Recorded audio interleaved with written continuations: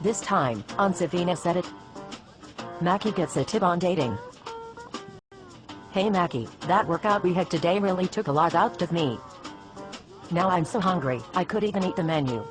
Shall we grab a bite before our next class? Sure.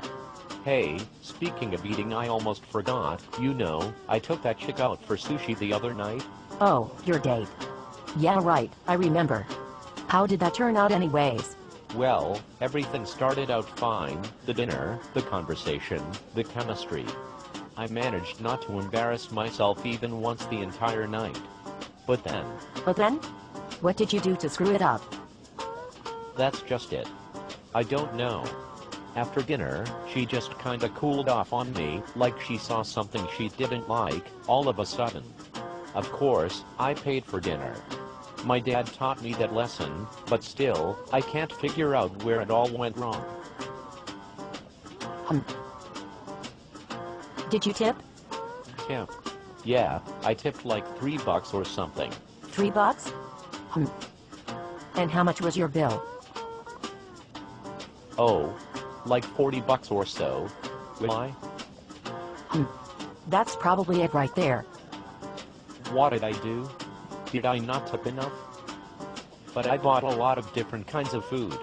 Doesn't that count? True, but your server doesn't make any money from how much food you buy. To your server, you gave a crappy tip, which is considered to be worse than not tipping at all.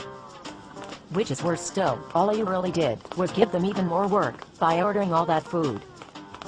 But how do I know what to tip? Nobody ever taught me. Do you know how? Of course I do. Well, you know I work part-time as a server, so I've got to know the current tip rate at all times. So, spill already. Enlighten me. Okay, well, the average tip rate used to be 15%, but with inflation rising like it is, the percentile just keeps rising and rising too. Nowadays, it's up to 17 to 20% already. Wow. Isn't that a lot?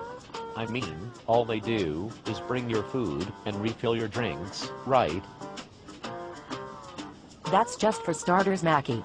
We are the guests' liaisons to the kitchen. We also intercept mistakes made by the cooks, or initiate a customer's last-minute order changes.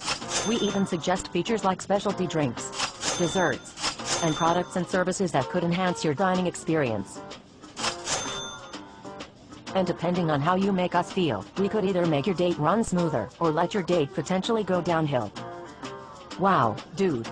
And to think, you only tipped $3 on a $8 sushi dinner date, dude. No wonder she stopped giving you rhythm.